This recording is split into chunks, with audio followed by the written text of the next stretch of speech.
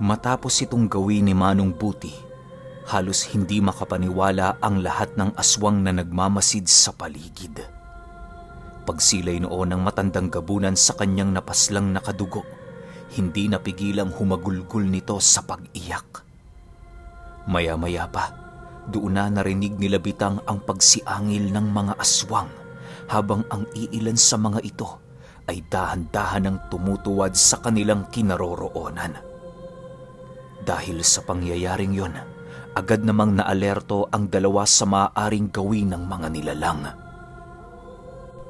Mukhang hindi mo siniseryoso ang lahi namin, antingero. Galit na wika ng gabunan. Matapos nitong makapagsalita, dahan-dahan namang gumalaw ang iilan niyang mga kasama na kanina ay nagdadalawang isip na sugurin ang dalawa. Sa puntong yon, alerto namang nakikiramdam sa paligid si Bitang upang mapaghandaan ang mga susunod na pangyayari.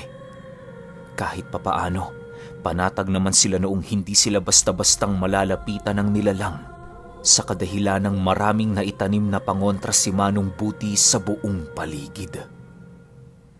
Ilang minuto pa ang lumipas, doon na nga nag-umpisang magsiungol ang mga nilalang habang dahan-dahang naglalakad papalapit sa kinaroroonan nila Manong Buti. Sinalubong naman nila ito ng buong lakas ng walang kahit na anong nararamdaman sa kanilang katawan. Bagaman nasa humigit kumulang 12 aswang ang naroon sa lugar, hindi pa rin pumasok sa isipan nila Manong Buti ang umatras dahil sa takot. Sa paglabas nila sa bakuran ng bahay, dali-dali naman silang pinaligiran ng nilalang na halos bakas sa pagmumukha ng mga ito ang labis na panggigigil at galit. Pagsugod ng isang aswang sa kinaroroonan ni Manong Buti, mabilisan naman niya itong inundaya ng kanyang sibat at kasabay nito ang pagbitaw niya ng kanyang kaliwang kamao na punong-puno ng tigalpo.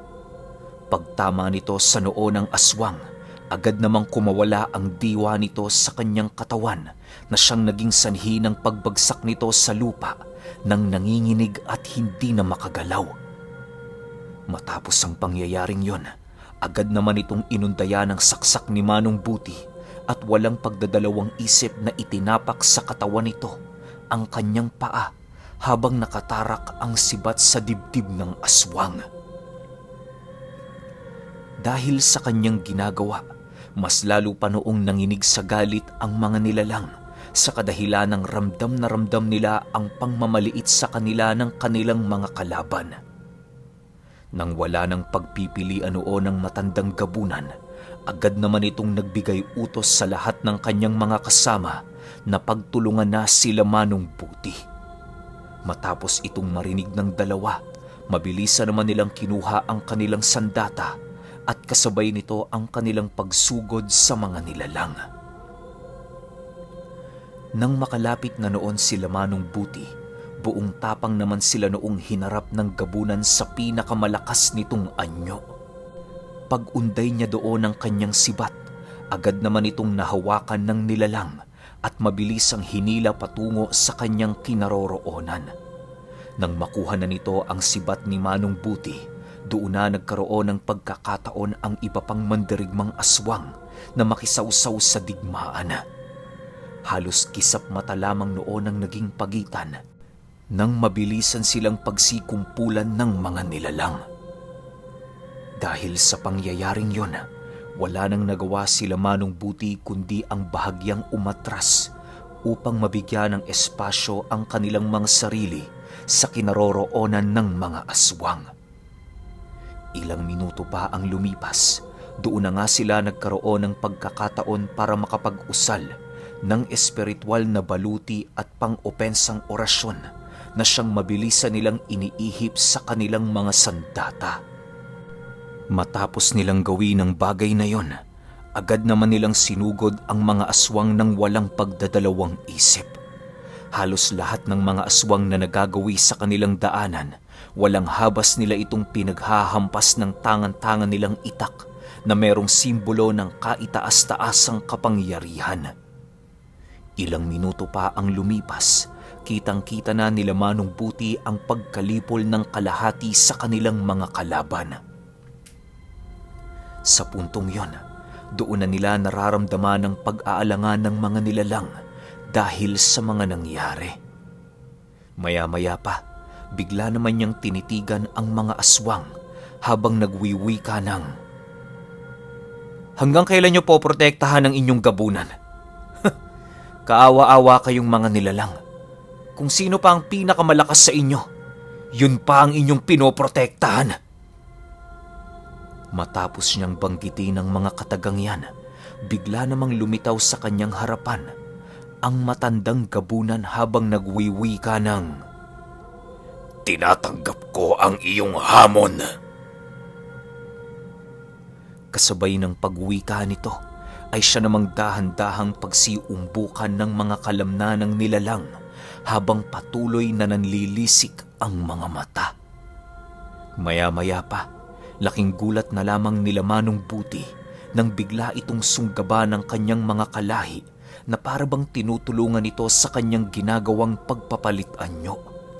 Kitang-kita nila noon ang pagkain ng iilang aswang sa balat nito na parabang walang kakayahan ng gabunang yon na mag-isang makapagpalit ng kanyang pangalawang anyo. Dahil sa kanilang mga nakita, hindi nila naiiwasang mabahala sa kadahilanang yon ang kauna-unahang pagkakataon na makakaharap sila ng isang pinuno ng mga aswang. Maya-maya pa, laking gulat na lamang ni Manong Buti nang biglang lumitaw sa kanyang harapan ang isang aswang na natatangi sa lahat nitong kasama. Paglalarawan niya sa nilalang na yon, meron itong napakalapad na mga pakpak na mabilisan naman itong itiniklop. Matatalas ang dulo ng mga pakpak na yon na siyang ginagamit ng nilalang bilang pangalawang sandata sa pakikipaglaban. Maliban sa panganib na dulot ng kanyang mga pakpak, hindi rin maipagkakaila ni Manong Buti ang taas nito at ang laki ng pangangatawan. Dagdag isipin din sa kanya noon ang laki ng mga kamay nito na merong matatalas na mga kuko. Sa isip-isip niya, kapag nagkataong mahawakan siya ng nilalang, maaaring yun na ang magiging katapusan ng kanyang buhay. Sa pagpapatuloy ng kanyang pagsilay sa nilalang, agad naman niyang kinuha kay Bitang ang sibat nito upang gawing pangunahing sandata sa duelo. Maya-maya pa, doon na lumapit si Manong Buti sa nilalang para umpisahan ang kanilang paglalaban. Si Bitang naman noon, mabilis ang sinugod ang iilang aswang na umaaligid upang hindi ito magkaroon ng pagkakataon para makisawsaw sa duelo. Lahat ng aswang na kanyang naabutan ay walang habas niyang pinag-iitak na siyang nagdulot sa mga ito ng labis na sakit at matinding sugat. May punto nga doong initak ni Bitang ang isang aswang sa ulo na siyang mabilisan itong ikinamatay dahil sa pinsalang kanyang natamo sa loob ng kanyang bungo. Ilang minuto pa ang lumipas, doon na nga nag-umpisang magharap si Manong Buti at ang gabunan.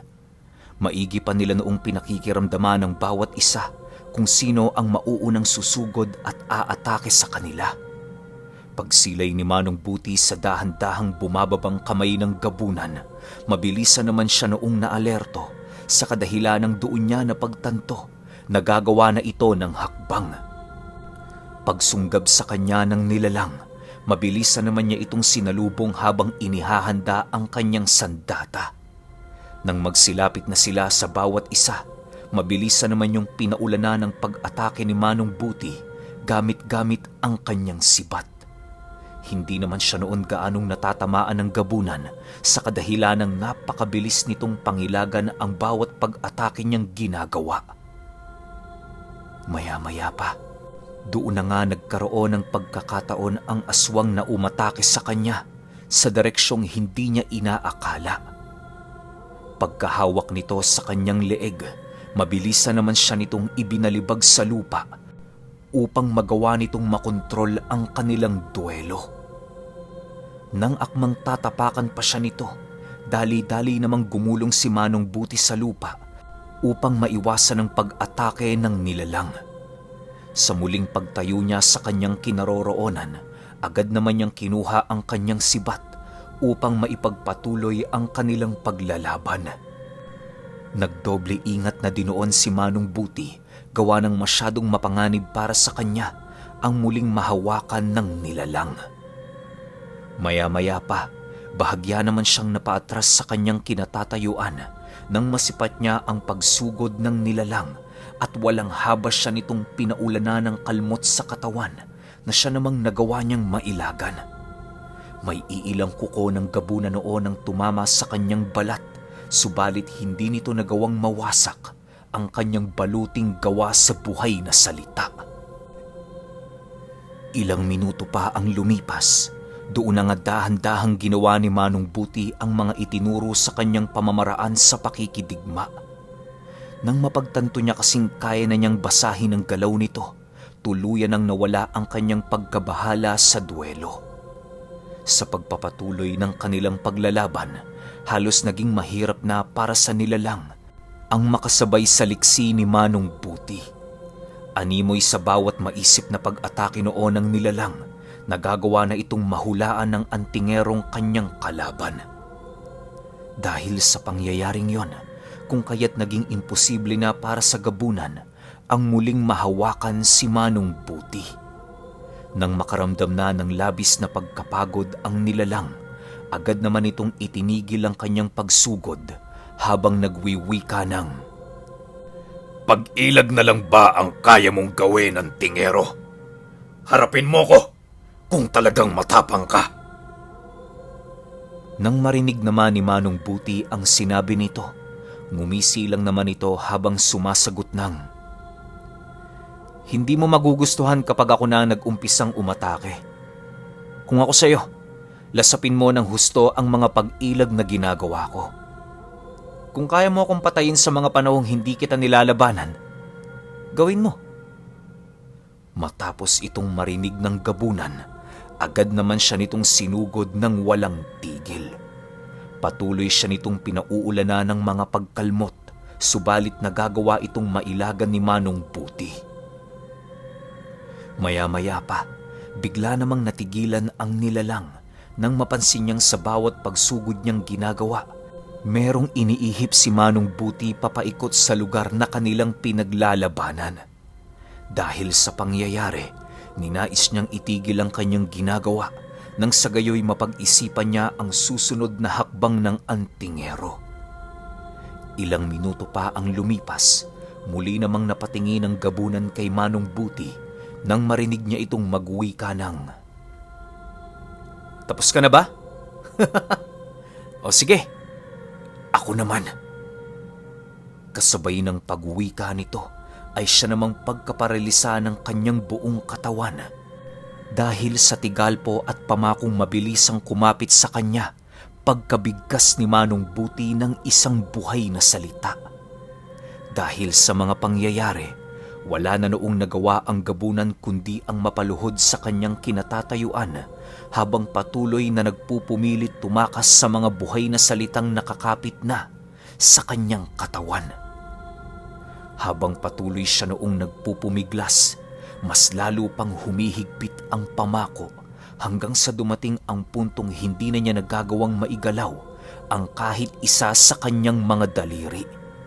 Naapektuhan na din noon ang pagsasalita ng gabunan dahil sa pagsuot sa kanyang laman ng mga buhay na salita.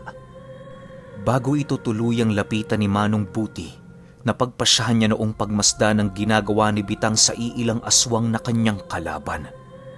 Pagsilay niya ditong nakikipaglaro na lamang sa mga nilalang, dali-dali naman niyang ibinaling ang kanyang paningin sa naghihikahos na gabunan.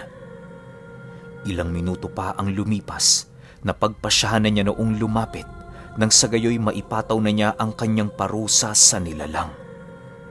Habang naglalakad siya noon ng dahan-dahan, panay naman ang kanyang pag-ihip ng usal sa kanyang sibat upang masigurong tatagos ito sa baluting nagpoprotekta sa kanyang kalaban.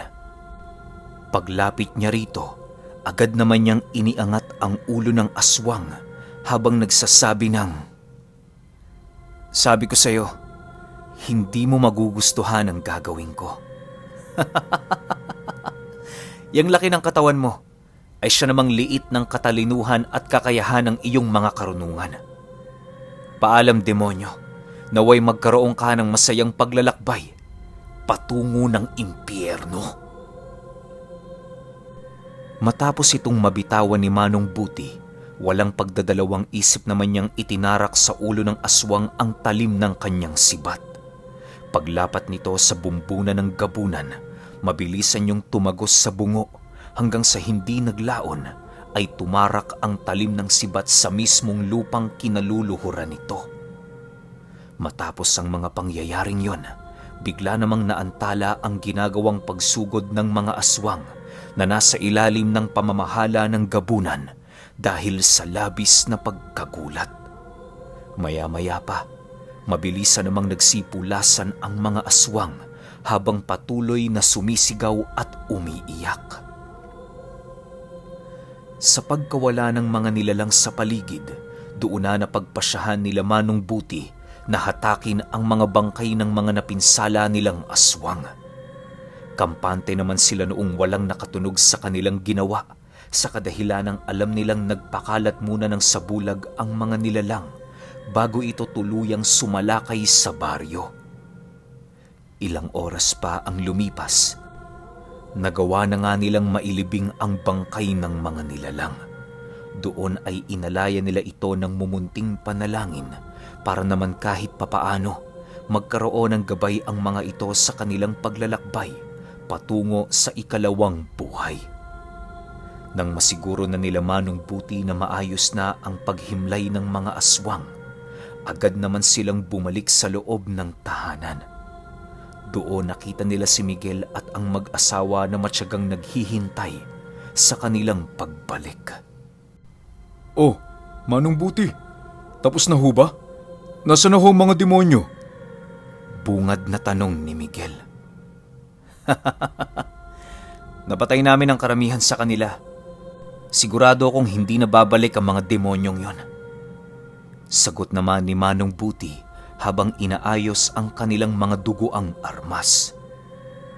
Nang masipat naman ng mag-asawa ang napakaraming dugong pumapaligo sa dalawa, hindi napigilan ng mga ito ang matakot. Maya-maya pa, doon na nga umiyak ang asawa ng tindero nang masipat nitong merong tangan-tangang daliri si Bitang. Agad naman yung ipinatago ni Manong Buti para naman kahit papaano'y kumalma ang babae. Bitang, ano ba? Huwag mo yang ilabas. Alam mo namang hindi sanay ang mga itong makakita ng karahasan eh. Wika ni Manong Buti. Pasensya na ho kayo, Manong Buti. Hindi ko sinasadyang maipakita ito sa kanila. Alam ko kasi, kahoy lang ang nakasilid sa bulsa ko eh. Daliri pala. Sagot naman ni Bitang. Matapos nilang mag-usap, agad naman nilang pinakalma ang babae upang maisagawa na nila ang kanilang susunod na hakbang. Ilang minuto pa ang lumipas, doon na nga inumpisahan ni Miguel ang mga orasyon at pangontrang kanilang iiwan sa mag-asawa. Ginawa nila ito nang sa gayoy hindi nila bantayan ng dalawa at panatag silang hindi na ito lalapitan ng mga aswang. Habang abala noon si Miguel sa kanyang pagbibigay ng panalangin, ninais naman noon nila Manong Buti ang maglinis ng kanilang mga katawan. Matapos nilang makapagpalit ng damit, agad naman nilang isinilid sa bayong ang mga dala nilang sibat, nang sa gayoy madali na lang nila itong mapapasan kinaumagahan. Sa pagsapit ng umaga, maaga pang umalis sila Manong Buti sa tahanan ng mag-asawa. Bago nila nilisan ang lugar, binigyan nila ito ng langis na kusang bumubula kapag merong mga aswang ang nasa paligid. Hindi lang ordinaryong langis ang bagay na yon, sa kadahilanang naglalabas ito ng presensya nila Manong Buti at ng 7 antingero upang magbigay ng babala sa mga aswang na ang taong kanilang minamanmanan ay nasa ilalim ng kanilang pangangalaga. Ilang minuto pa ang lumipas Nakabalik na nga sila sa tahanan na kanilang tinutuluyan. Doon ay nakita nila si Manong Armando na abala sa kanilang ginagawa sa kanilang bakuran. Oh, iho, kumusta naman ang lakad ninyo? Bungad na wika ni Manong Armando. Ayos lang naman ho, maestro. Nagtagumpay kami sa aming unang misyon kontra aswang. Siya nga pala, maestro. Nasaan ho ang 7 magkakapatid? Sagot naman ni Manong Buti. Nag-ikot sila sa Karatig Baryo. Kagabi kasi, naramdaman namin ang presensya ng negosyanteng dumapo sa lugar na ito. Mukhang isusunod na yata ng mga demonyong yon ang nanananahan ditong tinik ni Kristo. Sagot naman ni Manong Armando. Nang marinig ito nila Manong Buti, halos hindi nila noon maiwasang mabahala. Sa tinagal-tagal kasi nilang pananahimik sa lugar, hindi nila inaasahang muli na naman nilang makakaharap ang mga demonyo. Sa pagpapatuloy ng kanilang pag-uusap, inilahad sa kanila ni Manong Armando na kinakailangan na nilang magtaglay ng mutya bilang paghahanda sa mga susunod na laban. Dahil sa hindi pa noon sumasapit ang Biyernes Santo, nagbigay ng mga pamamaraan noon si Manong Armando upang mabilisang magtaglay ng mga biyaya ng kalikasan ang kanilang grupo. Maigi naman noong nakinig sila Manong Buti nang sa gayoy magawa nilang makapaghanda sa pagdating ng negosyante. Habang ibinabahagi sa kanila ang iilang pamamaraan, maigi naman nila itong tinandaan. Iho, tandaan ninyo, ang unang pamamaraan para makakuha ng mutya, alamin sa puso nyo ang nais nito. Huwag ninyong kalilimutan, nakadepende sa busilak ng kalooban ng isang tao ang ibibigay sa kanya ng kalikasan. Maaaring ang mutyang matataglay nyo ay manggaling sa mga iniingatan nyong memorya ng nakaraan. O hindi naman kaya ang pagnanais nyo ngayong pangkasalukuyan. Wika ni Manong Armando. Matapos nitong makapagsalita, doon ito inilahad ang mga lihim na salita na siyang kanilang gagamitin sa paghahanap ng mutya. Maigi namang tinandaan nila Manong Buti ang pagbibigkas dito nang sa gayoy hindi sila maligaw o mapahamak. Nasa paniniwala kasi noon nila Manong Armando na ang lahat ng mga katagang umiikot sa mundo ay merong iba't ibang kahulugan. Katakot-takot ang maaaring mangyari sa sinuman kapag nagkataong pinaglaruan niya ang mga buhay na salita na merong mapapanganib na kahulugan. Dagdag pa ni Manong Armando na ang bawat buhay na katagang umiikot sa mundo ay merong sa demonyong kahulugan kapag hindi ito nabigkas ng maayos. Marami na ding nabibiktima ng ganoong pangyayari sa kadahilan ng masyado silang mangmang para humawak ng ganoong karunungan. Sa pagpapatuloy ng kanilang pag-uusap, doon na nga inumpisahan nila Manong Buti ang magnilay para sa kanilang mga sariling pagnanais. Maigi niya noong pinag-iisipan ang gusto niyang mutya nang sa gayoy madali niya itong makuha. Kinagabihan, naantala naman ang kanilang ginagawa nang maramdaman nila ang pagdating ng 7 antingero. Nagmamadali itong pumasok sa kanilang tahanan habang nagwiwika ng, "Manoy Armando, nasaan ho kayo?"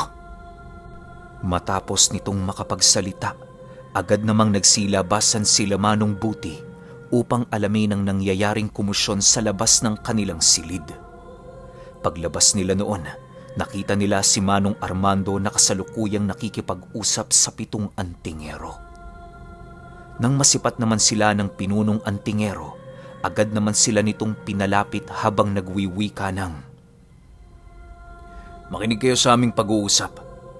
Kailangan niyong malaman ang mga bagay na ito dahil hindi na kayo iba sa aming grupo." Matapos nitong makapagsalita, tahimik namang lumapit sila Manong Buti habang maiging nakikinig. Maya-maya pa, bigla naman silang napatingin sa pinunong antingero nang magwika ito ng, "Manoy Armando, Kinakailangan na ho nating lumikas sa bundok na pinaglalagakan ng tinik ni Kristo. Doon na ho tayo manatili pansamantala nang sa gayoy magawa natin itong maprotektahan sa lahat ng pagkakataon. Sige, masusunod ang nais mo. Buti, maghanda na kayo. Bukas na bukas din lilikas na tayo. Sagot naman ni Manong Armando. Matapos ang kanilang pag-uusap, dali-dali namang bumalik sila Manong Buti sa kanilang mga silid. Doon ay inihanda na nila ang kanilang mga gamit nang sa gayoy hindi na sila maabala kinabukasan. Sila Manong Armando naman noon, isinilid na sa bayong ang kanilang mga armas na siyang pinaka-importante para sa kanilang grupo. Nang maisaayos na nila ang lahat ng kanilang gamit, agad naman silang bumalik sa sala upang talakayin ang susunod na gagawin ng kanilang grupo. Sa pagpapatuloy ng kanilang pag-uusap, doon inilahad ng antingero ang eksaktong kinaroroonan ng tinik ni Kristo. Habang pinapakinggan nila ang bagay na yon, hindi nila maiwasang mamangha sa kadahilanang hindi nila lubos maisip na merong ganoong bagay na matatagpuan sa lugar ng Camarines Sur. Sa pagpapatuloy ng kwento, doon na nga maghahanap ang grupo ni Manong Buti ng kani-kanilang mga biyaya ng kalikasan. Okay, sinong excited sa makukuhang mutya ni Manong Buti tsaka ni Miguel at ni Bitang? Grabe no, ano kaya ang ibibigay sa kanila ng kalikasan? Tsaka yung papalapit na gera, parang medyo naaamoy ko na yung finale. Wag naman sana, no? Wag naman sana. Pero alam nyo naman, lahat ng bagay may katapusan. Para di tayo mabitin, tsaka para malaman na rin natin kung anong mutya ang magiging tanga ng tatlo, isunod na kagad natin yung 35. Yun lang. Salamat.